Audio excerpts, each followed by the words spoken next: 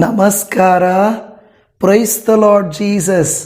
ಎಲ್ಲ ನನ್ನ ಪ್ರೀತಿಯ ದೇವಜನರೇ, ನನ್ನ ಪ್ರೀತಿಯ ಸಹೋದರಿ ಸಹೋದರರೇ, ದೇವಜನರೇ, ದೇವಭಕ್ತರೇ, ಹಿರಿಯರೇ, ನಿಮ್ಮೆಲ್ಲರಿಗೂ ನಮ್ಮ ಕರ್ತನು ರಕ್ಷಕನು ನಮ್ಮನ್ನು ಪ್ರೀತಿಸಿ ಮತ್ತೊಂದು ತಿಂಗಳ ಮೊದಲ ದಿನದಲ್ಲಿ ಆತನ ಪಾದ ಸನ್ನಿಧಿಯಲ್ಲಿ ಬರುವಂತೆ ಕೃಪೆ ತೋರಿಸಿದ ಕರ್ತನಿಗೆ ನಾವು ಸ್ತೋತ್ರ ಮಾಡುತ್ತಾ ನಮ್ಮನ್ನೇ ಆತನ ಪಾದಕ್ಕೆ ಸಮರ್ಪಿಸೋಣ.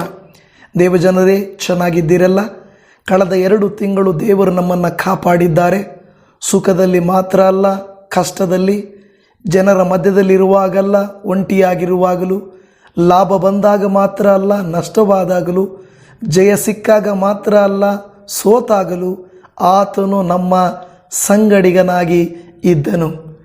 ದೇವಾದಿ ದೇವನು ಈ ತಿಂಗಳ ಮೊದಲನೆಯ ದಿನದಲ್ಲಿ, ಮೊದಲ ಜಾವದಲ್ಲಿ ನಿಮಗೂ ನನಗೂ ಧೈರ್ಯಪಡಿಸಲಿಕ್ಕಾಗಿ, ಆದರಣೆ ಕೊಡಲಿಕ್ಕಾಗಿ ತನ್ನ ವಾಕ್ಯದ ಮೂಲಕವಾಗಿ ನಮ್ಮೊಟ್ಟಿಗೆ ಮಾತನಾಡುವಂಥವರಾಗಿದ್ದಾರೆ. ಹಾಗಾದರೆ ಈ ತಿಂಗಳಿನ ಮೊದಲನೆಯ ದಿನದಲ್ಲಿ ಕರ್ತನು ನಮಗೆ ಕೊಡುವಂಥ ವಾಗ್ದಾನದ ಮಾತು ಇಲ್ಲವೇ ದೇವರ ವಾಕ್ಯವು ಕೀರ್ತನೆಗಳ ಗ್ರಂಥ 34ನೆಯ ಕೀರ್ತನೆ 18ನೆಯ ವಾಕ್ಯ.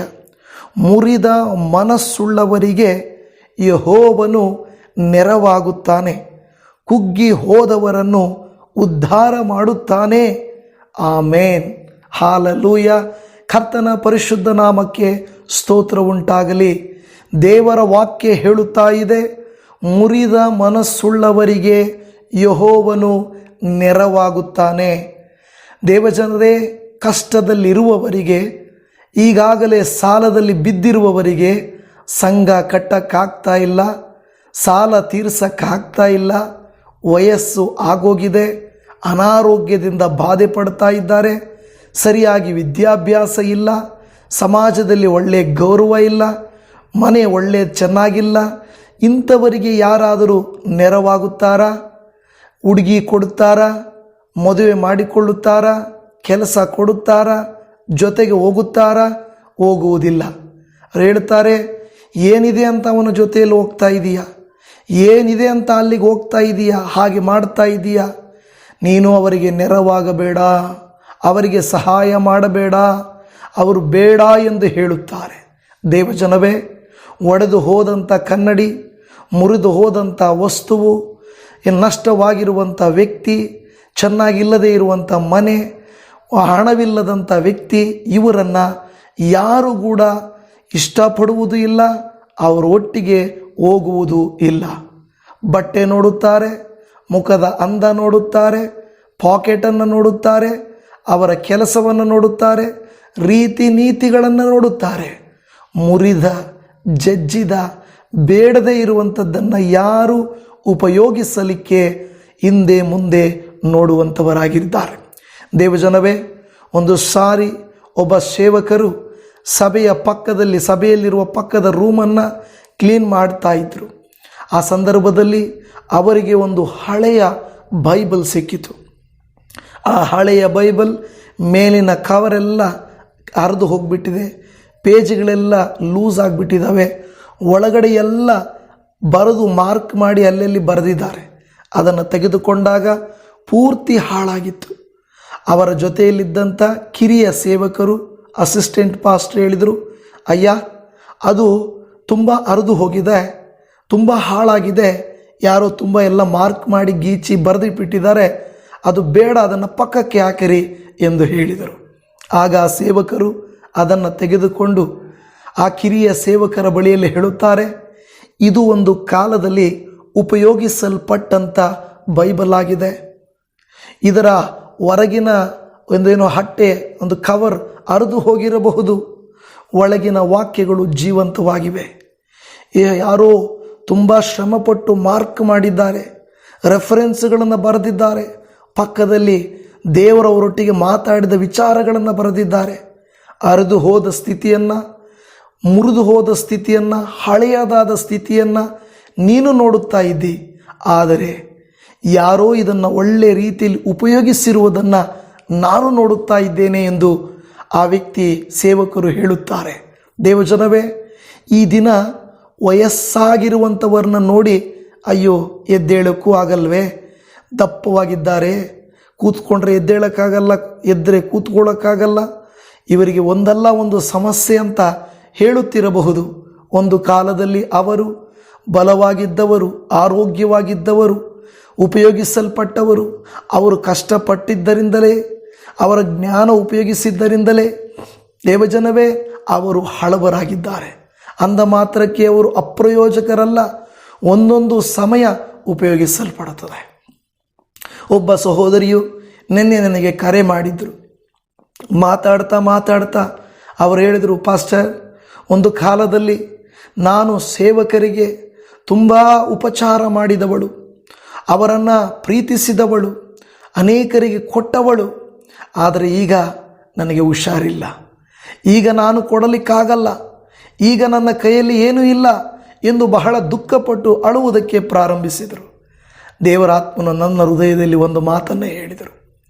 ಆ ಮಗಳಿಗೆ ಹೇಳು, ಮಗಳೇ, ನೀನು ವಯಸ್ಸಿದ್ದಾಗ, ನಿನ್ನ ಕೈಯಲ್ಲಿ ಹಣ ಇದ್ದಾಗ, ನಿನ್ನದು ನಡೆಯುತ್ತಿದ್ದಾಗ ನೀನು ಉಪಚಾರ ಮಾಡಿದಿ, ಸೇವೆಗೆ ಸಪೋರ್ಟ್ ಮಾಡಿದಿ. ಈಗ ನೀನು ಯಾಕೆ ದುಃಖಿಸುತ್ತಿ? ದೇವರು ಕೊಟ್ಟಾಗ ನೀನು ಮಾಡಿದ್ದಿ, ಈಗ ಕೊಡದಿದ್ದಾಗ ನೀನು ಯಾಕೆ ಚಿಂತೆ ಮಾಡುತ್ತಿ? ಹೌದಲ್ವಾ ದೇವಜನವೇ? ಕೆಲವು ಸಂದರ್ಭದಲ್ಲಿ ನಾವು ಬೆಳವಣಿಗೆ ಚೆನ್ನಾಗಿರುತ್ತದೆ, ಆಶೀರ್ವದಿಸಲ್ಪಟ್ಟಿರುತ್ತೇವೆ. ಆಗ ನಾವು ಮಾಡದೆ ಹೋದರೆ, ನನಗೆ ವಯಸ್ಸಿದ್ದಾಗ, ಸ್ವರ ಇದ್ದಾಗ, ನನಗೆಲ್ಲ ಚೆನ್ನಾಗಿದ್ದಾಗ ನಾನು ಮಾಡಿದ್ದು ಆನಂತರ ನಾನೇನಾದರೂ ದೇವರೇ ನನಗೀಗ ಮಾಡಲಿಕ್ಕೆ ಆಗ್ತಾ ಇಲ್ಲ ಅಂತ ಹೇಳಿದರೆ, ದೇವರು ಹೇಳ್ತಾನೆ, ನೀನು ಮಾಡುವ ಸಮಯದಲ್ಲಿ ನೀನು ಮಾಡಿದ್ದೀಯಾ ಮಗನೇ, ಈಗ ನೀನು ಯಾಕೆ ಚಿಂತೆ ಮಾಡುತ್ತಿ?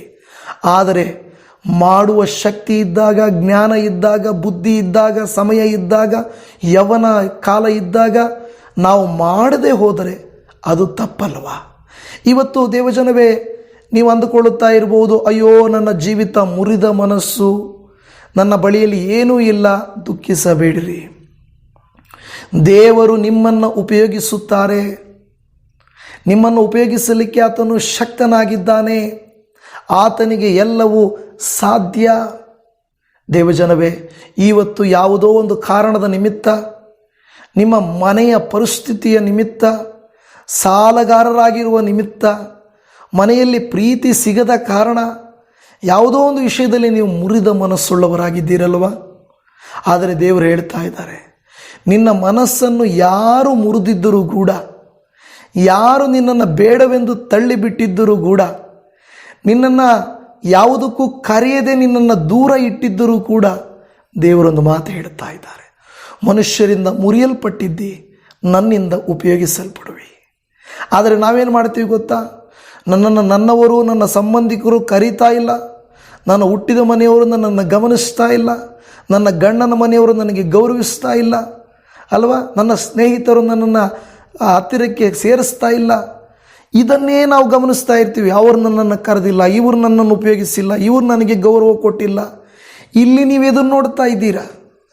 ಇವರೆಲ್ಲರೂ ನಿಮ್ಮನ್ನು ಗಂಡನ ಮನೆಯವರು ಗೌರವಿಸದೇ ಇದ್ದಾಗ, ಹೆತ್ತ ಮನೆಯವರು ನಿಮ್ಮನ್ನು ಪ್ರೀತಿಸದೇ ಇದ್ದಾಗ, ಕೆಲಸದ ಜಾಗದಲ್ಲಿ ನಿಮ್ಮನ್ನು ಉಪಯೋಗಿಸದೇ ಇದ್ದಾಗ ದೇವರಿಗೆ ಹೇಳಬೇಕು, ಅಪ್ಪ ನನ್ನ ಮನಸ್ಸು ಮುರಿದಿದೆ, ನನ್ನ ಮನಸ್ಸು ಮುರಿದಿದೆ, ಆದರೆ ನೀನು ನನ್ನನ್ನು ಪ್ರೀತಿಸುತ್ತಿ. ಆತನು ಹೇಳ್ತಾನೆ, ನೀನು ಕುಗ್ಗಿ ಹೋಗಿದ್ದರೂ ಮುರಿದಿದ್ದರೂ ನಾನು ಉದ್ಧಾರ ಮಾಡುತ್ತೇನೆ, ನಾನು ನಿನ್ನನ್ನು ಘನಪಡಿಸುತ್ತೇನೆ. ದೇವಜನ ಒಂದು ಮಾತು ಹೇಳುತ್ತದೆ, ಯಾವಾಗ ನಾವು ನೋವಿನಲ್ಲಿರುತ್ತೇವೋ ದೇವರು ದೂರವಾಗಿರುವುದಿಲ್ಲ, ಹತ್ತಿರವಾಗಿರುತ್ತಾರೆ. ಮನುಷ್ಯರು ನಾವು ನೋವು ಪಟ್ಟಾಗ, ನಾವು ಸೋತಾಗ, ನಾವು ನಷ್ಟವಾದಾಗ ಒಬ್ಬೊಬ್ಬರು ದೂರವಾಗುತ್ತಾರೆ, ಆದರೆ ದೇವರು ಆಗ ಹತ್ತಿರವಾಗಿರುತ್ತಾನೆ. ಯಾಕೆಂದರೆ ಆತನು ಇಮ್ಮಾನುವೇಲನಾದ ದೇವರು, ಆತನು ನಮ್ಮ ಸಂಗಡ ಇರುವ ದೇವರು. ಅದು ಬಹಳ ಮುಖ್ಯವಾದಂಥ ಕಾರ್ಯ. ದೇವರ ವಾಕ್ಯದಲ್ಲಿ ಯೆಶಾಯನ ಪ್ರವಾದನೆಯ ಗ್ರಂಥದಲ್ಲಿ 57:15 ಹೇಳುತ್ತದೆ, ಸದಮಲ ನೆನೆಸಿಕೊಂಡು ಶಾಶ್ವತ ಲೋಕದಲ್ಲಿ ನಿತ್ಯ ನಿವಾಸಿಯಾದ ಮಹೋನ್ನತನು ಹೀಗನ್ನುತ್ತಾನೆ, ಉನ್ನತ ಲೋಕವೆಂಬ ಪವಿತ್ರಾಲಯದಲ್ಲಿ ವಾಸಿಸುವ ನಾನು ಜಜ್ಜಿ ಹೋದ ದೀನ ಮನದೊಂದಿಗೆ ಇದ್ದುಕೊಂಡು ದೀನನ ಆತ್ಮವನ್ನು ಜಜ್ಜಿ ಹೋದ ಮನಸ್ಸನ್ನು ಉಜ್ಜೀವಿಸುವವನಾಗಿದ್ದೇನೆ. ಅಲ್ಲಿ ದೇವರ ವಾಕ್ಯ ಹೇಳುತ್ತಾ ಇದೆ, ಜಜ್ಜಿ ಹೋದ ದೀನ ಮನದೊಂದಿಗೆ ಇದ್ದುಕೊಂಡು ದೀನನ ಆತ್ಮವನ್ನು ಜಜ್ಜಿ ಹೋದ ಮನಸ್ಸನ್ನು ಉಜ್ಜೀವಿಸುವವನಾಗಿದ್ದೇನೆ. ದೇವಜನವೇ, ದೇವರಿಗೆ ಬೇಕಾಗಿರೋದು ಜಜ್ಜಿ ಹೋದ ನಿನ್ನ ಸ್ಥಿತಿ ಅಲ್ಲ, ದೀನ ಮನಸ್ಸು. ದೇವರೇ ಎಂದು ಹೇಳಿ ದೇವರ ಹತ್ರ ಹೇಳಬೇಕು. ಅಪ್ಪ, ಪ್ರಾರ್ಥನೆಯಲ್ಲಿ ಬಂದು ದೇವರೇ ಅವರಂಗೆ ಮಾಡಿದ್ರು, ಅವರು ಒಳ್ಳೆಯದಾಗಬಾರ್ದು, ಇವ್ರು ಹಿಂಗೆ ಮಾಡಿದ್ರು, ಇವ್ರಿಗೆ ಒಳ್ಳೆಯದಾಗಬಾರ್ದು. ಕೆಲವು ಸಾರಿ ಸೇವಕರು ಅವರ ಸಭೆ ಚೆನ್ನಾಗಿ ನಡೀಬಾರ್ದು, ಈ ವಿಶ್ವಾಸಿಗಳು ಅವರು ಚೆನ್ನಾಗಿರಬಾರ್ದು, ಅಕ್ಕಪಕ್ಕದವರು ಅವ್ರಿಗೇನಾದರೂ ಆಗಬೇಕು. ಬೇಡ. ದೇವಜನವೇ, ನಾವು ದೇವರಿಗೆ ಹೇಳಬೇಕಪ್ಪ, ಅವನನ್ನು ನೋಯಿಸ್ತಾ ಇದ್ದಾರೆ, ಇವರು ನಮ್ಮನ್ನು ಬಾಧಿಸ್ತಾ ಇದ್ದಾರೆ, ಇವರು ನನ್ನನ್ನು ಅಗೌರವಪಡಿಸ್ತಾ ಇದ್ದಾರೆ. ಆದರೆ ನಿನ್ನ ಮುಂದೆ ಬರುತ್ತಾ ಇದ್ದೇನೆ ದೇವರೇ, ನನ್ನನ್ನು ಕನಿಕರಿಸಪ್ಪ. ಈ ರೀತಿಯಾಗಿ ನೀವು ನಾನು ಪ್ರಾರ್ಥಿಸಿದರೆ ಉಳಿದ ಕಾರ್ಯವನ್ನು ಆತನು ನೋಡಿಕೊಳ್ತಾನೆ. ನಿನ್ನ ಮನಸ್ಸನ್ನು ಗಾಯಪಡಿಸಿದಾಗ ನೀನು ಅವರನ್ನು ಗಾಯಪಡಿಸಲಿಕ್ಕೆ ಹೋಗಬೇಡ, ಬೈದಾಗ ಬೈಲಿಕ್ಕೆ ಹೋಗಬೇಡ, ಅವರು ತೊಂದರೆ ಮಾಡಿದಾಗ ತೊಂದರೆ ಮಾಡೋಕ್ಕೆ ಹೋಗಬೇಡ. ಬದಲಾಗಿ ದೇವರ ಮುಂದೆ ಬಂದರೆ ದೇವರು ನಿನ್ನನ್ನು ಸುಂದರವಾಗಿ ಒಳ್ಳೆಯದಾಗಿ ಮಾರ್ಪಡಿಸ್ತಾರೆ. ಒಂದು ಸಾರಿ ಒಂದು ಚಿಕ್ಕ ಹುಡುಗಿ ಮನೆಯಲ್ಲಿ ಮಾಡಿಸಿಟ್ಟಂಥ ಒಂದು ಒಳ್ಳೆಯ ಗ್ಲಾಸನ್ನು, ಒಂದು ಮಿರರನ್ನು ಒಡೆದಾಕಿದ್ಲು. ತಂದೆ ಬಂದಾಗ ಅಳುತ್ತಾ ಹೇಳುತ್ತಾಳೆ, ಅಪ್ಪ, ಐ ಆಮ್ ಸಾರಿ, ಅಪ್ಪ ನನ್ನನ್ನು ಕ್ಷಮಿಸಿರಿ ಡ್ಯಾಡಿ, ನಾನು ಆ ಗ್ಲಾಸನ್ನು ಒಡೆದಾಕ್ಬಿಟ್ಟೆ ಅಂದಾಗ ಆ ತಂದೆ ಆ ಒಡೆದ ಚೂರುಗಳನ್ನು ನೋಡುತ್ತಾ, ಸರಿ ಮಗಳೇ, ಒಂದು ಕೆಲಸ ಮಾಡೋಣ, ಈ ಚೂರುಗಳಲ್ಲಿ ಏನಾದರೂ ಒಂದು ವ್ಯತ್ಯಾಸವಾದಂಥ ಪ್ರಯೋಜನಕರವಾದಂಥ ಕಾರ್ಯವನ್ನು ಮಾಡೋಣ. ಯಾಕೆಂದರೆ ಈ ರೀತಿ ಒಡೆಯೋಕ್ಕೆ ನಾವು ಮಾಡೋಕ್ಕಾಗಲ್ಲ, ಒಡೆದು ಹೋಗಿರೋದನ್ನು ಏನಾದರೂ ಮಾಡೋಣ ಅಂತ ಮಗಳಿಗೆ ಹೇಳಿದರು. ದೇವಜನವೇ, ಆ ಮಗಳಿಗೆ ತುಂಬ ಸಂತೋಷ ಆಯಿತು. ನನ್ನ ಮನಸ್ಸು ಒಡೆದೋಗಿದೆ, ಕನ್ನಡಿ ಥರ ಒಡೆದೋಗಿದೆ. ಅಪ್ಪ ಅದನ್ನು ಚದುರಿಸಿ ಬೈದು ಒಡೆಯುವುದಕ್ಕಿಂತ ಬದಲಾಗಿ ತಂದೆ ಹೇಳುತ್ತಾರೆ, ಇದರಲ್ಲಿ ಏನಾದರೂ ವ್ಯತ್ಯಾಸವಾಗಿ ಮಾಡೋಣ ಅಂತ ಹೇಳಿದರು. ದೇವಜನವೇ, ಕೆಲವು ಸಾರಿ ನಮ್ಮ ಜೀವನ ಕುಗ್ಗಿಸಿದಾಗ, ಅನಾರೋಗ್ಯಕ್ಕೆ ನಮ್ಮನ್ನು ಬೀಳಿಸಿದಾಗ ದೇವರು ನಿಮಗೆ ಸಮಯ ಕೊಟ್ಟಿದ್ದಾರೆ ಅಂತ ತಿಳ್ಕೊಳ್ಳಿ. ನಷ್ಟವಾದಾಗ ಪಾಠ ಕಲಿಸ್ತಾ ಇದ್ದಾರೆ ಅಂತ ತಿಳ್ಕೊಳ್ಳಿ. ದೇವರೇ, ಈ ನಕಾರಾತ್ಮಕತೆಯಿಂದ, ಈ ಒಡೆದ ಸ್ಥಿತಿಯಿಂದ ನನ್ನನ್ನು ಅವರು ದೂರ ಇಟ್ಟಿದ್ದಾರಲ್ವಾ, ನನ್ನನ್ನು ಬೇಡ ಅಂದಿದ್ದಾರಲ್ವಾ, ಕಕ್ಷೆ ಮಾಡೋದು ಬೇಡ. ಬದಲಾಗಿ ಆ ಸ್ಥಳದಲ್ಲಿ ದೇವರು ಯಾಕೆ ಇಟ್ಟಿದ್ದಾರೆ, ನನ್ನನ್ನು ಯಾಕೆ ದೇವರಿಗೆ ತಳ್ಳಿದರು, ಆ ಸ್ಥಳದಲ್ಲಿ ದೇವರ ಉದ್ದೇಶ ಏನು, ಈ ವಯಸ್ಸಾಗಿದ್ದಾಗ ದೇವರು ನನಗೆ ಯಾಕೆ ಈ ಥರ ಕೊಟ್ಟಿದ್ದಾರೆ, ಈ ಸೋಲು ಯಾಕೆ ಕೊಟ್ಟಿದ್ದಾರೆ, ಈ ನಷ್ಟ ಯಾಕೆ ಕೊಟ್ಟಿದ್ದಾರೆ, ಇದರಲ್ಲಿ ದೇವರು ಏನೋ ಒಂದು ಉದ್ದೇಶ ಇಟ್ಟಿದ್ದಾರೆ ಎಂದು ನಾವು ತಿಳ್ಕೊಳ್ಬೇಕಲ್ವಾ. ಒಡೆದ ಚೂರುಗಳನ್ನು ಉಪಯುಕ್ತವಾಗಿ ಮಾಡೋಣ. ನೆಗೆಟಿವನ್ನು ನೋಡಬೇಡ್ರಿ, ನಾಳೆ ಅದೇ ನೆಗೆಟಿವ್ಗಳು ಪಾಸಿಟಿವ್ ಆಗುತ್ತೆ. ಓ ನನ್ನ ಮಗಳು, ನನ್ನ ಮಗನು ಆವತ್ತು ಆ ತಪ್ಪು ಮಾಡದೇ ಇದ್ದಿದ್ದರೆ ಇವತ್ತು ಈ ರೀತಿ ಆಗ್ತಾ ಇರಲಿಲ್ಲ. ದೇವಜನವೇ, ತಪ್ಪುಗಳು ಕೆಲವು ಸಾರಿ ದೇವರ ಉದ್ದೇಶಕ್ಕಾಗಿ. ಒಡೆದಂಥ ಕನ್ನಡಿಯಂತೆ ನಿಮ್ಮ ಜೀವಿತ ಇದೆಯಾ? ಇವತ್ತು ದೇವರು ಹೇಳ್ತಾ ಇದ್ದಾರೆ, ಕಳೆದ 2 ತಿಂಗಳು, ಕಳೆದ ಈ ಜೀವಮಾನವೆಲ್ಲ ನಿನ್ನ ಜೀವಿತದಲ್ಲಿ ಯಾವುದೂ ಇಲ್ಲ, ಎಲ್ಲ ನಷ್ಟ, ಕೈ ಹಾಕಿದ್ದೆಲ್ಲ ನಷ್ಟ ಅಂದ್ಕೊಳ್ತಾ ಇದೆಯಾ? ಈ ತಿಂಗಳು ಪ್ರಾರ್ಥನೆ ಮಾಡಿ, ದೇವರೇ, ಈ ತಿಂಗಳಲ್ಲಿ ನಷ್ಟವಾಗಿರುವುದರಲ್ಲಿ ಏನಾದರೂ ಒಂದು ಲಾಭದಾಯಕವಾಗಿ ಮಾಡಪ್ಪ. ದೇವರನ್ನು ಕೇಳಿದರೆ ಆ ಒಡೆದು ಹೋದಂಥ ಗ್ಲಾಸ್ಗಳಲ್ಲಿ ಹೇಗೆ ದೇವರು ತಂದೆ ಉತ್ತಮವಾದದ್ದನ್ನು, ಅಂದವಾದದ್ದನ್ನು ಮಾಡಿದನು, ನಿಮ್ಮ ಒಡೆದ ಸ್ಥಿತಿಯಲ್ಲಿ, ಕುಗ್ಗಿದ ಸ್ಥಿತಿಯಲ್ಲಿ, ನೊಂದ ಸ್ಥಿತಿಯಲ್ಲಿ ದೇವರು ಒಳ್ಳೆಯದನ್ನು ಮಾಡಲಿಕ್ಕೆ ಶಕ್ತನಾಗಿದ್ದಾನೆ. ಪ್ರಾರ್ಥಿಸಿರಿ, ಆ ನೆಗೆಟಿವನ್ನೇ ನೋಡಬೇಡ್ರಿ. ಯಾಕೆಂದರೆ ಆ ಒಡೆದ ಸ್ಥಿತಿ, ಆ ಮುರಿದ ಸ್ಥಿತಿ, ಆ ಜಜ್ಜಿದ ಸ್ಥಿತಿ ದೇವರ ಕೃಪೆಯನ್ನು ಆಕರ್ಷಿಸುತ್ತದೆ.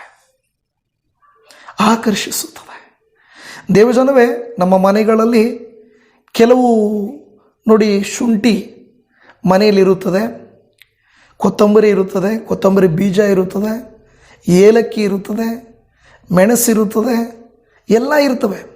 ಅವುಗಳನ್ನು ನೀವು ಡಬ್ಬದಲ್ಲಿ ಹಾಕಿ ಇಟ್ಟ ತನಕ ನಿಮ್ಮ ಕಿಚನಲ್ಲಿ ಕೂಡ ಸ್ಮೆಲ್ ಬರಲ್ಲ. ಏಲಕ್ಕಿಯನ್ನು ಈ ಒಂದು ಸಮ್ಮರಲ್ಲಿ ಅಲ್ವಾ, ಏನು ಮಾಡಬೇಕು, ಒಂದು ಲೆಮನನ್ನು ತಗೊಂಡು ಕುಯ್ದು ಅದನ್ನು ಹಾಕಿ ಅದನ್ನೆಲ್ಲ ಕಲಿಸಿ ಸಕ್ಕರೆ ಎಲ್ಲ ಹಾಕಿ ಅದರಲ್ಲಿ ಒಂದು ಏಲಕ್ಕಿ ಜಜ್ಜಿ ಹಾಕಿದಾಗ ಅದರ ಸ್ಮೆಲ್, ಧನಿಯಾವನ್ನು ಜಜ್ಜಿದಾಗ ಒಂದು ಸ್ಮೆಲ್, ಶುಂಠಿಯನ್ನು ಕೊಯ್ದಾಗ ಒಂದು ಸ್ಮೆಲ್ ಅಲ್ವಾ. ಆ ಜಜ್ಜಲ್ಪಟ್ಟಾಗ, ಮುರಿಯಲ್ಪಟ್ಟಾಗ ಅದರ ಸ್ಮೆಲ್, ಚಕ್ಕೆ, ಲವಂಗ, ಮೆಣಸು, ಇದೇನಿದು? ಹೌದು, ಕಿಚನಲ್ಲಿ ಸುಮ್ಮನೆ ಇಟ್ಟರೆ ಬರಲ್ಲ, ಜಜ್ಜಲ್ಪಟ್ಟಾಗ. ನಿಮ್ಮ ನನ್ನ ಜೀವಿತ ಕೆಲವು ಸಾರಿ ಗಾಯಗಳು, ಕೆಲವು ಸಾರಿ ಕುಟುಂಬದಲ್ಲಿ ಬಿರುಕುಗಳು, ಕೆಲವು ಸಾರಿ ಅಪಾರ್ಥಗಳು ಇವು ಬಂದಾಗ ಅದನ್ನು ದೂರ ಮಾಡುವುದಕ್ಕಾಗಿ ಅಲ್ಲ, ದೇವರ ಉದ್ದೇಶ ನೆರವೇರಿಸುವುದಕ್ಕಾಗಿ ನಾವು ಪ್ರಾರ್ಥಿಸಿ ಅದನ್ನು ಪ್ರಯೋಜನಕರವಾಗಿ ಮಾಡಿಕೊಳ್ಳಬೇಕು. ಅದು ಬಹಳ ಮುಖ್ಯ. ಆಗಿ ನೋಡಬೇಕು. ಯಾಕೋಬನ ಪತ್ರಿಕೆ 4:6 ಆತನು ನಮ್ಮ ಮೇಲೆ ಅತಿಶಯವಾದ ಕೃಪೆಯನ್ನು ಇಡುತ್ತಾನೆ, ಆದುದರಿಂದ ದೇವರು ಅಹಂಕಾರಿಗಳನ್ನು ಎದುರಿಸುತ್ತಾನೆ, ದೀನರಿಗಾದರೂ ಕೃಪೆಯನ್ನು ಅನುಗ್ರಹಿಸುತ್ತಾನೆ. ನಾವು ಒಂದು ಜಗಳವಾದಾಗ, ಒಂದು ನೋವಾದಾಗ, ಒಂದು ಗಾಯವಾದಾಗ, ಒಂದು ಅನಾರೋಗ್ಯ ಬಂದಾಗ ಅದನ್ನು ಅಹಂಕಾರದಿಂದ ದೇವರೇನು ಮಾಡಿದ್ರು, ಇವರು ಯಾಕೆ ಹಿಂಗೆ ಮಾಡಿದ್ರು, ಅವರು ಯಾಕೆ ಹಿಂಗೆ ಮಾಡಿದ್ರು, ಈ ರೀತಿಯಾಗಿ ನಾವು ಮಾಡುವುದಕ್ಕಿಂತ, ಆ ರೀತಿ ಮಾಡುವುದಕ್ಕಿಂತ ನಮ್ಮನ್ನು ದೀನತೆಗೆ ಒಪ್ಪಿಸಿಕೊಳ್ಳಬೇಕು. ಆಗ ದೇವರು ನಮ್ಮನ್ನು ಉಪಯೋಗಿಸುತ್ತಾರೆ. ಹೌದಲ್ವಾ? ದೀನತೆ ಆಗಬೇಕು. ನಿನಗೆ ನಿಮ್ಮ ಮಕ್ಕಳು ಬಹಳ ಟಾರ್ಚರ್ ಕೊಡ್ತಾ ಇದ್ದಾರಾ? ನಾನು ತಂದೆಯಾಗಿ ತಾಯಿಯಾಗಿ ಸರಿಯಾಗಿಲ್ವೇನೋ, ನನ್ನ ಹಳೆಯ ದಿನಗಳಲ್ಲಿ ನಾನು ಸರಿಯಾಗಿ ಕಲಿಸಿಲ್ವೇನೋ, ಈಗ ದೇವರು ನನಗೆ ಪಾಠ ಕಲಿಸ್ತಾ ಇದ್ದಾರೆ, ಈಗ ನಾನು ಸರಿ ಹೋಗಬೇಕು, ಆನಂತರ ನನ್ನ ಮಕ್ಕಳು ಸರಿ ಹೋಗ್ತಾರೆ. ಆದರೆ ನಾವೇನಂದರೆ, ಮೊದಲು ನಮ್ಮ ಮಕ್ಕಳು ಸರಿ ಹೋಗಬೇಕು, ಮೊದಲು ನಮ್ಮ ಮನೆ ಸರಿ ಹೋಗಬೇಕು, ಮೊದಲು ಅವರು ಸರಿ ಹೋಗಬೇಕು. ದೇವರು ಹೇಳ್ತಾರೆ, ಮೊದಲು ನಾನು ಸರಿ ಹೋಗಬೇಕು, ಮೊದಲು ನಾವು ಸರಿ ಹೋಗಬೇಕು. ಕೆಲವು ಸಾರಿ ನಮ್ಮ ಜೀವಿತದಲ್ಲಿ ಕೆಲವರನ್ನ ಕರ್ಕೊಂಡು ಬರುವಂಥ ಉದ್ದೇಶ ನಾವು ಅಣಿಗುವುದಕ್ಕಾಗಿ, ದೀನತೆಗೆ ಹೋಗುವುದಕ್ಕಾಗಿ. ಇಲ್ಲ ಅಂದಿದ್ರೆ ನಮ್ಮನ್ನು ಹಿಡಿಯೋರು ಯಾರು? ನಾನೇ ರಾಜ, ನಾನೇ ರಾಣಿ, ನಾನೇ ಮಂತ್ರಿ, ನಾನೇ ಅನ್ನುವಂಥ ಗರ್ವಿಷ್ಠತೆ ಬರ್ತದೆ. ದೇವಜನವೇ, ಒಂದು ಸಾರಿ ಒಂದು ಮನೆಯಲ್ಲಿ ಹೆಂಡತಿ ಬೆಳಗ್ಗೆ ಕೆಲಸ ಎಲ್ಲ ಮಾಡಿ ಅಡುಗೆ ಎಲ್ಲ ಮಾಡ್ತಾ ಇದ್ದಾಳೆ. ಒಂದು ಬ್ರೆಡ್ಡನ್ನು ರೋಸ್ಟ್ ಮಾಡಲಿಕ್ಕೆ ಹೋಗ್ತಾಳೆ. ನೀವು ಗೊತ್ತಲ್ವ, ಕಿಚನಲ್ಲಿ ಪಾಪ ಸ್ತ್ರೀಯರು ಇಲ್ಲಿ ಮಾಡಬೇಕು, ಅಲ್ಲಿ ಮಾಡಬೇಕು, ಅದು ಮಾಡಬೇಕು, ಇದು ಮಾಡಬೇಕು, ಮಕ್ಕಳು ನೋಡಬೇಕು, ಮನೆಯವ್ರು ನೋಡಬೇಕು. ಎಲ್ಲ ಮಾಡುವಾಗ ಕೆಲವು ಸೀದು ಹೋಗ್ತವೆ, ಕೆಲವು ಬಾಡಿ ಹೋಗ್ತವೆ, ಕೆಲವು ವೇಸ್ಟ್ ಆಗ್ತದೆ, ಕೆಲವು ಸಾರಿ ತುಂಬ ಬೆಂದು ಹೋಗಿ ಇದಾಗ್ತದೆ. ಆ ಬ್ರೆಡ್ ರೋಸ್ಟ್ ಮಾಡುವಾಗ ಆ ಬ್ರೆಡ್ ಏನಾಗುತ್ತೆ, ಸ್ವಲ್ಪ ಕಪ್ಪಗಾಗೋಗ್ಬಿಡುತ್ತೆ. ಅದನ್ನು ಹೆಂಡತಿ ಹೇಳ್ತಾರೆ, ಇದು ಸ್ವಲ್ಪ ತುಂಬ ರೋಸ್ಟ್ ಆಗೋಯ್ತು ಅಂತೇಳಿ ಕೊಡುವಾಗ ಆ ಗಂಡನು ಏನೂ ಹೇಳಲಿಲ್ಲ, ಅದನ್ನೇ ತೆಗೆದುಕೊಂಡು ತಿಂದ. ಮಗ ಬಂದು ಕೇಳ್ತಾನೆ, ಏನಪ್ಪ ಅಷ್ಟು ಅದನ್ನು ಸೀದಿಸ್ಬಿಟ್ಟು ಅಮ್ಮ ಕೊಟ್ಟಿದ್ರೆ ಒಂದು ಮಾತು ಬೈದಿರಾ, ಅದನ್ನಂಗೆ ತಿಂತಾ ಇದೆಯಲ್ವಾ ಅಂತ ಹೇಳಿದರು. ಆಗ ಗಂಡ ಎದ್ದುಕೊಂಡು ಮಗನಿಗೆ ಹೇಳ್ತಾನೆ, ಮಗನೇ, ಈಗ ಈ ಬೆಂದು ಹೋಗಿರುವ ಸೀದು ಹೋಗಿರುವಂಥದ್ದನ್ನು ನಾನು ತಿಂದರೆ ನನಗೇನೂ ಆಗಲ್ಲ, ಏನಂತ ದೊಡ್ಡ ಸಮಸ್ಯೆ ಆಗಲ್ಲ. ಆದರೆ ಈ ಸೀದೋಗಿರುವುದನ್ನು ನೋಡಿ ನಾನೇನಾದರೂ ಮಾತಾಡ್ತೀನಲ್ವಾ, ನಾನು ಬೈತೀನಲ್ವಾ, ಅದು ಕೆಟ್ಟೋಗುತ್ತೆ. ಇದು ನನ್ನನ್ನು ಕೆಡಿಸಲ್ಲ, ನಾನು ಆಡೋ ಮಾತುಗಳು ಕೆಡಿಸ್ಬಿಡುತ್ತೆ. ಕುಟುಂಬದ ಸಮಾಧಾನ, ಇಷ್ಟು ಕಷ್ಟಪಟ್ಟಂಥ ಆಕೆಯ ಮನಸ್ಸು, ನನಗೂ ಸಮಾಧಾನ ಕೆಡುತ್ತೆ, ಅವಳಿಗೂ ಸಮಾಧಾನ ಕೆಡುತ್ತೆ, ಕೇಳಿಸ್ಕೊಂಡ ನಿಮಗೂ ಸಮಾಧಾನ ಕೆಡಿಸುತ್ತೆ. ಆಚೆ ಹೋದ ಮೇಲೆ ಆ ಕೋಪ ಬೇರೆಯವ್ರ ಮೇಲೆ ಹೋಗುತ್ತೆ. ಅದಕ್ಕೆ ಬದಲಾಗಿ ಸೀದೋಗಿರೋ ತಿಂದರೆ ಏನೂ ಆಗಲ್ಲ ಅಂತ ಹೇಳಿದರು. ಅದು ನಿಜ ಅಲ್ವಾ ದೇವಜನವೇ? ಕೆಲವು ಸಂದರ್ಭದಲ್ಲಿ ಒಂದು ಸಣ್ಣದನ್ನು ನಾವು ಬಿಡು ಪರವಾಗಿಲ್ಲ, ದೀನತೆಯಿಂದ ಹಂಬಲಾಗಿ ಹೋದರೆ ಪರವಾಗಿಲ್ಲ, ಇಲ್ಲ ಅಂದರೆ ನಮ್ಮ ಮಾತುಗಳು ಅವರ ಮನಸ್ಸುಗಳನ್ನು ಒಡಿಬೋದು, ಅವರ ಜೀವಿತಗಳನ್ನು ಕರಕಲು ಮಾಡ್ಬೋದು. ದೇವಜನವೇ, ಇವತ್ತು ನಿಮ್ಮ ನನ್ನ ಆತ್ಮಿಕ ಜೀವಿತ ಹೇಗಿದೆ? ತುಂಬ ವಿಷಯಗಳಲ್ಲಿ ದೇವರು ನಮಗೇ ಕಲಿಸ್ತಾರೆ. ನೀನೀಗಿರು, ನೀನು ಹಾಗೆ ಮಾಡು, ನೀನು ಹಿಂಗೆ ಮಾಡು. ದೇವರ ವಾಕ್ಯ ಹೇಳುತ್ತದೆ, ನೀನು ದೀನತೆಯಿಂದಿರುವಾಗ ಕೃಪೆಯು ಆಕರ್ಷಿಸುತ್ತದೆ. ನೋಡಿ, ಅನೇಕರ ಜೀವಿತಗಳಲ್ಲಿ ದೇವಜನವೇ, ಒಂದು ವೇಳೆ ನಮ್ಮ ಹೆಸರು ಹೇಳಿದ ತಕ್ಷಣ ಅವರ ಅಯ್ಯೋ ನಾನು ನೋಡಿದ್ದೀನಿ, ಅವರು ನಿಮ್ಮ ಮುಂದೆ ಅಷ್ಟೇ ಹಂಗೆ ಮನೆಯಲ್ಲೆಲ್ಲ ನೋಡಬೇಕು, ಅಲ್ಲಿ ನೋಡಬೇಕು, ಇಲ್ಲಿ ನೋಡಬೇಕು ಅಂತ ಇರ್ತಾರೆ. ಅಂದರೆ ಅವರು ಅಲ್ಲೊಂಥರ ಇಲ್ಲೊಂಥರ ಇರುವುದಕ್ಕೆ ನಟನೆ ಮಾಡ್ತಾ ಇರ್ಬೋದು. ದೇವಜನವೇ, ಎಲ್ಲರೂ 100% ಒಳ್ಳೆಯವರು ಅಂತ ಹೇಳೋಕ್ಕಾಗಲ್ಲ. ಕೆಲವು ಸಾರಿ ನಮ್ಮ ಮಾತು ನಡವಳಿಕೆ ಕೇಡು ಮಾಡುತ್ತೆ, ಕೆಟ್ಟದ್ದು ಮಾಡುತ್ತೆ. ಆದರೆ ಆದಷ್ಟು ನಾವು ನಮ್ಮ ಮಾತುಗಳಿಂದ, ನಮ್ಮ ಜೀವಿತಗಳಿಂದ ಬೇರೆಯವರನ್ನು ಕುಗ್ಗಿಸುವಂತೆ, ಬೇರೊಬ್ಬರ ಮನಸ್ಸು ಮುರಿಯುವಂತೆ ನಾವು ಮಾಡಬಾರ್ದು. ಇವತ್ತು ದೇವರು ಹೇಳ್ತಾರೆ, ಅವರು ನಿನ್ನನ್ನು ಮುರಿದ್ರ, ಅಗೌರವಿಸಿದ್ರ, ನೋಯಿಸಿದ್ರ, ನಾನು ನಿನ್ನ ಹತ್ತಿರ ಇರ್ತೀನಿ ಅಂತ ತಿಳ್ಕೊ. ಯಾವಾಗ ನಾವೇ ಸೇಡನ್ನು ತೀರಿಸ್ಕೊಳ್ಳೋಕೆ ಹೋಗುತ್ತೇವೋ ಆಗ ದೇವರು ಹೇಳ್ತಾನೆ, ನಾನು ದೂರ ನಿಂತ್ಕೊಂಡು ನೋಡ್ತಾ ಇರ್ತೀನಿ ಅಷ್ಟೆ. ದೇವರು ನಿಮಗೆ ಹತ್ತಿರವಾಗಬೇಕಾ? ದೇವರು ನಿಮಗೆ ದೂರವಾಗಬೇಕಾ? ಯಾವುದು ಉತ್ತಮ, ಯಾವುದು ಮೇಲು, ಯಾವುದು ಮೇಲು ನೀವೇ ಹೇಳಿ. ಕುಟುಂಬಕ್ಕೆ ಬಹಳ ಪ್ರಾಮುಖ್ಯವಾದಂಥ ವಿಚಾರಗಳಿವು. ದೇವರು ಇವತ್ತು ಹೇಳ್ತಾ ಇದ್ದಾನೆ, ನಿನ್ನ ಕುಟುಂಬದ ಸಮಾಧಾನ ಬಹಳ ಮುಖ್ಯ, ಬಹಳ ಮುಖ್ಯ. ನಿನ್ನ ಜೀವಿತ ಬಹಳ ಮುಖ್ಯ. ನಿನ್ನ ಮನೆ ಮುರಿಯಲ್ಪಟ್ಟಿದೆಯಾ? ನಿನ್ನ ಮನಸ್ಸು ಜಜ್ಜಲ್ಪಟ್ಟಿದೆಯಾ? ಇಲ್ಲ ನೀನೇ ಅದಕ್ಕೆ ಕಾರಣನಾ? ನಿನ್ನ ಮನೆಯಲ್ಲಿ ಸಮಾಧಾನ ಕೆಡುವುದಕ್ಕೆ ನೀನೇ ಕಾರಣನಾ? ಆಲೋಚನೆ ಮಾಡಿರಿ, ಪರೀಕ್ಷೆ ಮಾಡಿಕೊಳ್ಳ್ರಿ. ನನ್ನಿಂದಲೇನಾ? ಕೆಲವು ಸಾರಿ ಅನ್ಬೋದು, ನನ್ನಿಂದ ಅಲ್ಲ, ಅವರಿಂದ. ಹಾಗಾದರೆ ಒಂದು ಕೈ ಚಪ್ಪಾಳೆ ಆಗಲ್ಲ. ಅವ್ರೇನೋ ಮಾಡಿದ್ರು ನಿಜ, ನೀನೇನು ಮಾಡಿದೆ ಅದಕ್ಕೆ? ನಮ್ಮದೇನೂ ತಪ್ಪಿಲ್ಲ ಅಂತ ಹೇಳೋಕ್ಕಾಗಲ್ಲ. ಇದು ಕುಟುಂಬಕ್ಕೆ ಬಹಳ ಪ್ರಾಮುಖ್ಯವಾಗಿರುವ ಸಂದೇಶವಾಗಿದೆ. ದೇವಜನವೇ, ದೇವರ ವಾಕ್ಯ ಹೇಳುವಂಥದ್ದು ನಮ್ಮ ಕಂಡೀಷನನ್ನು, ನಮ್ಮ ಸ್ಥಿತಿಯನ್ನು ದೇವರು ಮಾರ್ಪಡಿಸುತ್ತಾನೆಂದು, ದೇವರ ಕೃಪೆ ನಮಗೆ ಬೇಕೆಂದು ದೇವರ ವಾಕ್ಯವು ಹೇಳುತ್ತಾ ಇದೆ. ಮೂರನೇದಾಗಿ, ದೇವರು ನಮ್ಮ ಗಾಯಗಳನ್ನು ವಾಸಿ ಮಾಡ್ತಾರೆ. ಕೀರ್ತನೆಗಳ ಗ್ರಂಥ 147ನೇ ಕೀರ್ತನೆ ಅದರ 3ನೇ ವಾಕ್ಯ, ಮುರಿದ ಮನಸ್ಸುಳ್ಳವರನ್ನು ವಾಸಿ ಮಾಡುತ್ತಾನೆ, ಅವರ ಗಾಯಗಳನ್ನು ಕಟ್ಟುತ್ತಾನೆ. ದೇವರು ಕಟ್ಟುವಾತನು, ಆತನು ಮುರಿಯುವುದಲ್ಲ, ಕಟ್ಟುವುದು ಜಾಸ್ತಿ. ಮನುಷ್ಯರು ಮುರಿಯುತ್ತಾರೆ, ದುಷ್ಟನು ಮುರಿಯುತ್ತಾನೆ. ಕುಟುಂಬಗಳನ್ನು ಒಂದುಗೂಡಿಸುವುದು ದೇವರು, ಸಂಬಂಧಗಳನ್ನು ಒಂದುಗೂಡಿಸುವುದು ದೇವರು, ಸರಿಪಡಿಸುವುದು ದೇವರು, ಕೆಡಿಸುವುದು ಆತನಲ್ಲ. ಕೆಲವು ಸಂದರ್ಭದಲ್ಲಿ ಮಾತ್ರ ಆತನು ಗಾಯ ಮಾಡ್ತಾನೆ, ಆತನು ಗಾಯ ಕಟ್ತಾನೆ. ಉಳಿದ ಸಮಯಗಳಲ್ಲಿ ನಮ್ಮ ಗರ್ವಿಷ್ಠತೆ, ನಮ್ಮ ತಪ್ಪು ತೀರ್ಮಾನ, ನಮ್ಮ ಮಾತುಗಳು, ನಾವು ಮಾಡಿದ್ದು ಮತ್ತು ಕೆಲವರು ಮಾಡಿದ್ದು, ಕೆಲವರು ದುಷ್ಟ ಮಾಡಿದ್ದು, ಈ ರೀತಿಯಾಗಿ ನಾವು ಮರೆತವೆ. ದೇವಜನವೇ, ನೀವು ಮುರಿಯಲ್ಪಟ್ಟಾಗ, ಜಜ್ಜಲ್ಪಟ್ಟಾಗ ದೇವರು ನಿಮ್ಮನ್ನು ಒತ್ತುಕೊಡುತ್ತಾನೆ. ಇವತ್ತು ಜಾಸ್ತಿ ಎಕ್ಸಾಂಪಲ್ಸ್ ನಿಮಗೆ ಹೇಳ್ಬಿಟ್ಟಿದ್ದೇನೆ. ದೇವಜನವೇ, ಮುರಿಯಲ್ಪಟ್ಟಂಥ ಪರಿಸ್ಥಿತಿ ನಮಗಿರುವಾಗ ದೇವರು ನಮ್ಮನ್ನು ಸೌಖ್ಯ ಮಾಡ್ತಾನೆ. ಒಂದು ಸಾರಿ ಕುರಿಗಳನ್ನು ಮೇಯಿಸುವಂಥ ಕುರುಬನು ಒಂದು ಬಹಳ ವೀಕಾಗಿ, ಕಾಲಿಗೆ ಗಾಯವಾಗಿ ತೊಂದರೆಗೊಳಪಟ್ಟಂತನ್ನ ಆ ಕುರಿಮರಿಯನ್ನು ಹೊತ್ತುಕೊಂಡು ಬರ್ತಾ ಇರ್ತಾನೆ. ಆಗ ಒಬ್ಬಾತನ ಕೇಳುತ್ತಾನೆ, ಏನಪ್ಪ ಮುರಿದು ಹೋಗಿರೋ ಕಾಲು, ಬಹಳ ಬಲಹೀನವಾಗಿರುವಂಥ ಅದನ್ನು ಯಾಕೆ ನೀನು ಎತ್ಕೊಳ್ತಾ ಇದೆಯಾ? ಅದು ಪಾಡು ಬಿಟ್ಬಿಡು, ಅದು ಹೋಗಿದ್ರೆ ಹೋಗಲಿ ಅಂತ ಹೇಳಿದ.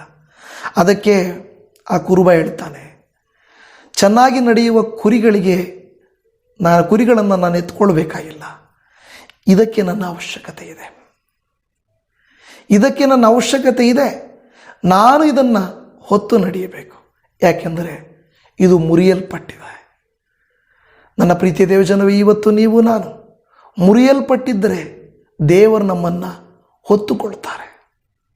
ಅದು ನಾವು ಗೊತ್ತಿಲ್ಲದೆ ಅಯ್ಯೋ ದೇವರು ನನ್ನನ್ನು ಬಿಟ್ಟಿದ್ದಾರೆ ಎಂದು ನಾವು ಬಾಧೆ ಪಡಬಾರದು. ಕರ್ತನ ಕೈಗೆ ನಮ್ಮನ್ನು ಒಪ್ಪಿಸಿಕೊಡೋಣವಾ, ನಾವು ಪ್ರಾರ್ಥಿಸೋಣವಾ. ದೇವರು ಒಂದು ವೇಳೆ ಇವತ್ತು ಮುರಿದಂಥ ನಮ್ಮ ಮನಸ್ಸುಗಳನ್ನು ಕಟ್ಟುವಂತೆ, ಜಜ್ಜಿದ ನಮ್ಮ ಕುಟುಂಬದ ಪರಿಸ್ಥಿತಿಗಳು ಯೇಸುವಿನ ನಾಮದಲ್ಲಿ ಒಪ್ಪಿಸಿಕೊಟ್ಟು ಬೇಡೋಣ. ಪರಮಪಿತನೇ, ಪವಿತ್ರನಾದ ದೇವರೇ, ನಿನಗೆ ಸ್ತೋತ್ರ. ಅಪ್ಪ, ಈ ದಿನ ಯಾರೆಲ್ಲ ನಿನ್ನ ಪಾದಕ್ಕೆ ಬಂದು ಅಪ್ಪ ನನ್ನವರೇ, ನಾನಿರುವ ಜಾಗದಲ್ಲೇ ನನಗೆ ವಿರೋಧವಾಗಿ ಅಗೌರವ ಕೊಡ್ತಾರೆ, ನೋಯಿಸ್ತಾರೆ, ಮನಬಾಧಿಸ್ತಾರೆ, ಇವತ್ತು ನೀವು ನನ್ನೊಟ್ಟಿಗೆ ಮಾತನಾಡಿದ್ದೀರಿ. ಸ್ತೋತ್ರ. ಮುರಿಯಲ್ಪಟ್ಟ ಸ್ಥಿತಿ, ಜಜ್ಜಲ್ಪಟ್ಟ ಸ್ಥಿತಿ, ಗಾಯಗಳಾದ ಸ್ಥಿತಿ, ಅಗೌರವಿಸಲ್ಪಟ್ಟ ಸ್ಥಿತಿ, ಕುಗ್ಗಿ ಹೋದವರನ್ನು ಉದ್ಧಾರ ಮಾಡುವವರೇ, ಈ ಕುಟುಂಬಗಳ ಮೇಲೆ ನಿನ್ನ ಕೃಪೆ, ಕರುಣೆ, ದಯೆ ನಿರಂತರವಾಗಿರಲಿ. ನಿನ್ನ ಆಶೀರ್ವಾದವು ಯಾವಾಗಲೂ ದೇವರೇ, ನಿನ್ನ ದಯೆಯು ಯಾವಾಗಲೂ ಇವರ ಮೇಲಿರಲಿ ಎಂದು ಬೇಡಿಕೊಳ್ಳುತ್ತಾ ಇದ್ದೇವೆ. ನೀನು ಪ್ರೀತಿ ಸ್ವರೂಪನಾದ ದೇವರು. ಅಪ್ಪ, ಹೌದು, ಗಂಡನಿಂದ ಹೆಂಡತಿಯಿಂದ ಅಗೌರವ, ಪ್ರೀತಿ ಇಲ್ಲ, ಮಕ್ಕಳನ್ನು ಅರ್ಥ ಮಾಡಿಕೊಳ್ಳಲಿಕ್ಕಾಗುತ್ತಿಲ್ಲ, ಮನೆಯವರನ್ನು ಸರಿಪಡಿಸಲಿಕ್ಕಾಗ್ತಾ ಇಲ್ಲ. ಎಲ್ಲಿ ನೋಡಿದ್ರೂ ನನ್ನಿಂದ ನೋವು, ನಾನೇ ಕೆಲವು ಸಾರಿ ತೊಂದರೆ. ನನ್ನನ್ನು ಕ್ಷಮಿಸಪ್ಪ. ನನಗಾದ ಗಾಯ, ನನಗಾದ ನೋವು, ನನಗಾದ ಕುಗ್ಗುವಿಕೆ ಈ ತಿಂಗಳಲ್ಲಿ ನಾನು ಸರಿಪಡಿಸಿಕೊಳ್ಳುವುದಕ್ಕೆ ನನಗೆ ಸಹಾಯ ಮಾಡು. ಕ್ಷಮಿಸುವುದಕ್ಕೂ, ಪ್ರೀತಿಸುವುದಕ್ಕೂ, ಪೋಷಿಸುವುದಕ್ಕೂ, ಪರಾಮರ್ಶಿಸುವುದಕ್ಕೂ, ಮಾದರಿಯಾಗಿರುವುದಕ್ಕೂ ನನ್ನನ್ನು ಉಪಯೋಗಿಸು ಸ್ವಾಮಿ. ಈ ದಿನ ವಾಕ್ಯ ನನಗೆ ಸ್ವಾಮಿ. ನನ್ನನ್ನು ಕನಿಕರಿಸು, ನನ್ನನ್ನು ಬಲಪಡಿಸು ದೇವರೇ. ಗಾಯಗೊಂಡ ಕುರಿಮರಿಯನ್ನು ಕುರುಬನು ಒತ್ತಂತೆ ನನ್ನನ್ನು ಹೊತ್ತು ನಡೆಯ ದೇವರೇ. ನನ್ನಿಂದ ಒಡೆಯಲ್ಪಟ್ಟ ಆ ಮಗು ಒಡೆದಂತೆ, ಕನ್ನಡಿಯನ್ನು ಒಡೆದ ಹಾಗೆ ಕೆಲವರ ಮನಸ್ಸುಗಳನ್ನು, ಮನೆಗಳನ್ನು ನಾನು ಒಡೆದಿದ್ದರೆ ನನ್ನನ್ನು ಕ್ಷಮಿಸು. ನನ್ನಿಂದ ಒಡೆಯಲ್ಪಟ್ಟ ಮನಸ್ಸುಗಳು, ಮನೆಗಳು ಕಟ್ಟಲ್ಪಡಲಿ. ನಿನಗೆ ಸ್ತೋತ್ರ ದೇವರೇ. ಕೆಲವು ಸಾರಿ ಆ ಬೈಬಲನ್ನು ಬಿಸಾಡು ಎನ್ನುವಂತೆ ನಾವು ಬಿಸಾಡ್ರಿ, ಅವ್ರು ಬೇಡ ಅಂತ ದೂರ ಮಾಡಿರ್ಬೋದು. ನಮ್ಮನ್ನು ಕ್ಷಮಿಸಿರಿ.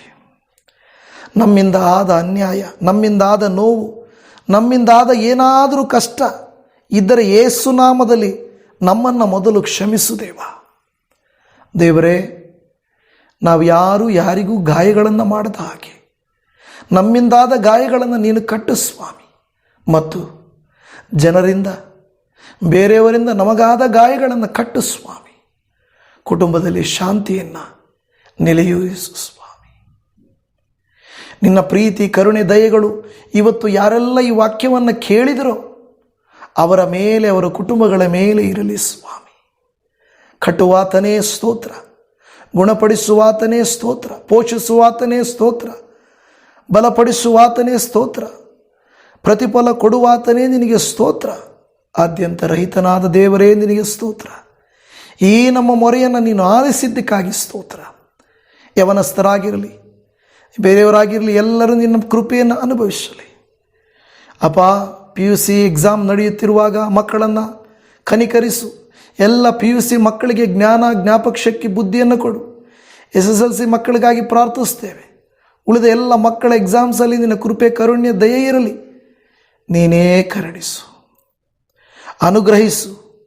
ಅವರೆಲ್ಲ ಪ್ರಯತ್ನಗಳನ್ನು ಫಲಿಸುವಂತೆ ಮಾಡು. ಮುಪ್ಪಿನಲ್ಲಿರುವವರು, ಆಸ್ಪತ್ರೆಗಳಲ್ಲಿರುವವರು, ಅನಾಥ ಶರಣಾಲಯಗಳಲ್ಲಿ ಇರುವಂಥವರು, ಬೇರೆ ಪ್ರಯಾಣ ಮಾಡುವಂಥವುಗಳು, ಕೆಲಸಗಳು ಸಿಗದೆ ಬಾಧೆ ಪಡುತ್ತಿರುವವರು, ವೀಸಾಗಳು ಸಿಗದೆ ಬಾಧೆ ಪಡುತ್ತಿರುವವರು, ವಿದೇಶಗಳಲ್ಲಿ ಇದ್ದು ದುಡಿಯಲಿಕ್ಕೆ ಸಾಧ್ಯವಾಗದೇ ಇರುವವರು, ಅಪ್ಪ, ಊರನ್ನು ಬಿಟ್ಟು ಬೇರೆ ಊರುಗಳಲ್ಲಿರುವಂಥವರು, ಕರ್ತನೇ ತಮ್ಮನ್ನು ಬಿಟ್ಟು ಹೋಗಿರುವಂಥ ವ್ಯಕ್ತಿಗಳು, ಇವರೆಲ್ಲರನ್ನು ಒಟ್ಟುಗೂಡಿಸು, ಕುಟುಂಬಗಳನ್ನು ಐಕ್ಯಗೊಳಿಸು. ಸಾಲ ಬಾಧೆಗಳಲ್ಲಿ ಬಹಳ ಕರ್ತನೆ ನೊಂದಿರುವಂಥ ವ್ಯಕ್ತಿಗಳನ್ನು ಆರ್ಥಿಕವಾಗಿ ಸಮೃದ್ಧಿಗೊಳಿಸು. ಅವರ ಕೈ ಕೆಲಸವನ್ನು ಅನುಗ್ರಹಿಸು ಅಪ್ಪ. ಸೇವೆಗಳನ್ನು ಅನುಗ್ರಹಿಸು, ಸಭೆಗಳನ್ನು ಅನುಗ್ರಹಿಸು. ಇವತ್ತಿನ ಮತ್ತು ಈ ತಿಂಗಳಿನ ಎಲ್ಲ ಸೇವೆಗಳನ್ನು ಆಶೀರ್ವದಿಸು ದೇವರೇ. ಮೋಕ್ಷ ಮಾರ್ಗ ಸೇವೆಯ ಮೂಲಕ ನಡೆಯುವಂಥ ಎಲ್ಲ ಸೇವೆಗಳನ್ನು ಕೂಡ ನೀನು ತಾನೇ ಮಹಿಮೆ ಪಡಿಸು ಕರ್ತನೆ. 24 ತಾಸು ಪ್ರಾರ್ಥನೆ, ಅದರಲ್ಲಿ ಜಾಯಿನ್ ಆಗುವಂಥವರು ಮತ್ತು ಸಭೆಗಳು ಮತ್ತು ನಾವು ಮಾಡುವಂಥ ಈ ಮೀಡಿಯಾ ಮಿನಿಸ್ಟ್ರಿ ಇನ್ನಷ್ಟು ಆಶೀರ್ವಾದಕರವಾಗಿರಲಿ. ಇದರ ಹಿಂದೆ ಮುಂದೆ ಪ್ರತ್ಯಕ್ಷ ಪರೋಕ್ಷವಾಗಿ ಇರುವಂಥ ಎಲ್ಲ ದೇವ ಮಕ್ಕಳನ್ನು ಆಶೀರ್ವದಿಸು. ಅವರು ಮಾಡಿದ ಕಾರ್ಯಕ್ಕೆ ತಕ್ಕಂತೆ ಅವರನ್ನು ಅನುಗ್ರಹಿಸು. ನಿನ್ನ ನಾಮ ಒಂದೇ ಮಹಿಮೆ ಹೊಂದಲಿ, ನಿನ್ನ ನಾಮಕ್ಕೊಂದೇ ಘನವಾಗಲಿ. ಪ್ರಾರ್ಥನೆ ಕೇಳಿದ ಕರ್ತನೆ ನಿನಗೆ ಸ್ತೋತ್ರ ಮಾಡುತ್ತಾ, ಇವರೆಲ್ಲರನ್ನ ಈ ತಿಂಗಳು ಕಣ್ಮಣಿಯಂತೆ ಕಾಪಾಡಿ, ಆಪತ್ತಿನಿಂದ, ಅನಾರೋಗ್ಯದಿಂದ, ಕಷ್ಟಗಳಿಂದ, ಅಪಕರ್ತನೆ, ಗಾಯಗಳಿಂದ, ತೊಂದರೆಗಳಿಂದ, ನೋವುಗಳಿಂದ, ಶಾಪಗಳಿಂದ, ಪಾಪಗಳಿಂದ ಬಿಡಿಸಿ ಸುರಕ್ಷತೆಗೊಳಿಸಿ, ಬೆಂಕಿ ಬೇಲಿಯನ್ನು ಹಾಕಿ ನಿನ್ನ ಕೃಪೆಯಿಂದ ತುಂಬಿಸಿ ನಡೆಸಬೇಕಾಗಿ ನಮ್ಮ ಪ್ರಾರ್ಥನೆ ಕೇಳಿದಾತನು, ಕರುಣಿಸುವಾತನು, ಕೃಪೆ ತೋರಿಸುವಾತನಾಗಿರುವ ನಜರೇತಿನ ಯೇಸು ಕ್ರಿಸ್ತನ ಮಧುರವಾದ ಪರಿಶುದ್ಧವಾದ ನಾಮದಲ್ಲಿ ಪ್ರಾರ್ಥಿಸುತ್ತೇವೆ ಪರಮ ತಂದೆಯೇ. ಆಮೇನ್, ಆಮೇನ್, ಆಮೇನ್. ನನ್ನ ಪ್ರಿಯ ದೇವಜನರೇ, ನಿಮ್ಮೆಲ್ಲರ ಪ್ರಾರ್ಥನೆಗಾಗಿ, ನಿಮ್ಮೆಲ್ಲರ ಪ್ರೀತಿಗಾಗಿ, ನಿಮ್ಮೆಲ್ಲರ ಪ್ರಯತ್ನಕ್ಕಾಗಿ ದೇವರಿಗೆ ಸ್ತೋತ್ರ ಮಾಡುತ್ತೇನೆ. ಕರ್ತನು ನಿಮ್ಮನ್ನು ಹೇರಳವಾಗಿ ಆಶೀರ್ವದಿಸಲಿ. ಒಂದು ಒಳ್ಳೆಯ ಮಾರ್ಚ್ ತಿಂಗಳು ಶುಭಕರವಾದ ತಿಂಗಳಾಗಿ ಮಾರ್ಪಡಲಿ. ನಿಮ್ಮೆಲ್ಲರಿಗೂ shalom. Praise the lord Jesus. Amen.